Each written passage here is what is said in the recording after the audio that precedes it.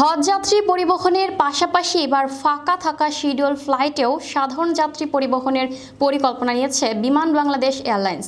Dhaka Jeddah Medina রুটে কম দামে একমুখী টিকিট চালুর মাধ্যমে যাত্রী সেবা বাড়ানোর পাশাপাশি অন্তত 100 কোটি টাকার অতিরিক্ত আয় প্রত্যাশা করছে সংস্থাটি। ফ্লাইটের ফাঁকা আসন ব্যবহার করে এই উদ্যোগকে ইতিবাচক হিসেবে দেখছেন এভিয়েশন সংশ্লিষ্টরা। বিস্তারিত দেখুন প্রতিবেদনে।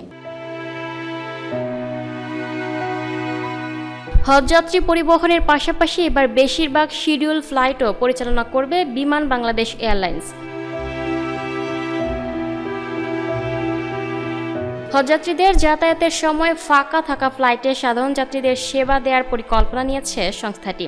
মাত্র 20,000 টাকায় একমুখী যাতায়াতের সুযোগ পাবেন যাত্রীরা। এই উদ্যোগে বিমানের অতিরিক্ত আয় হবে অন্তত 100 কোটি টাকা।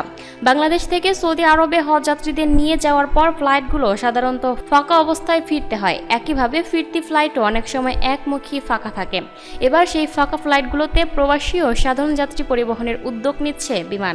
এ লক্ষ্যে কম দামে টিকিট বিক্রিও শুরু হয়েছে। এতে ঢাকা জেদ্দা মদিনা রুটে মাত্র 20,500 টাকায় একমুখী যাতায়াত করা যাবে। বাংলাদেশ বিমান এয়ারলাইন্সের মহাব্যবস্থাপক বশরা ইসলাম বলেন, কিছু ডেডিকেটেড ফ্লাইটের পাশাপাশি বাণিজ্যিকভাবে যাত্রী পরিবহনের অনুমতি পাওয়া গেছে। ফাঁকা আসনগুলোতে যাত্রী নেওয়া হবে, এতে কিছুটা লাভ হবে বলে আশা করা হচ্ছে। তবে যাত্রী সুবিধার কথা মাথায় রেখে ভাড়া কম রাখা হয়েছে। রাষ্ট্রীয় প্রতিষ্ঠান হওয়ায় নানা সীমাবদ্ধতার মধ্যেই বিমান পরিচালনা করতে হয়। তবে হজ ফ্লাইটের পাশাপাশি সাধারণ যাত্রী পরিবহনের এই উদ্যোগকে ইতিবাচক হিসেবে দেখছেন বিশেষজ্ঞরা। এভিয়েশন বিশেষজ্ঞ নাফিজ ইমতিয়াজ উদ্দিন বলেন, হজ টার্মিনাল থেকে যাত্রী নামিয়ে অল্প সময়ের মধ্যে বিমানকে পুনরায় বাণিজ্যিক কাজে ব্যবহার করা সম্ভব হবে। এতে শুধু যাত্রী নয়, কার্গো পরিবহনও বাড়ানো যাবে। সৌদি কর্তৃপক্ষ অনুমতি দিলে অপারেটরদের জন্য এটি বড় সুযোগ তৈরি করবে এবং হজ ভাড়াও কমানো সম্ভব হবে।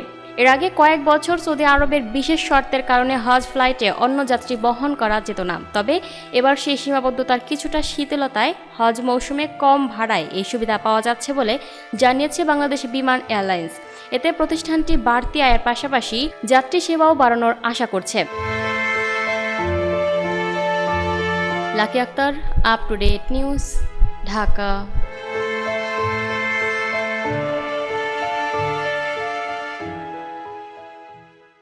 দর্শক, এই ছিল আপ টু ডেট নিউজের সর্বশেষ আপডেট। পরবর্তী আপডেট সবার আগে পেতে আপ টু ডেট নিউজের ফেসবুক পেজ এবং ইউটিউব চ্যানেলের সাথেই থাকুন। ধন্যবাদ।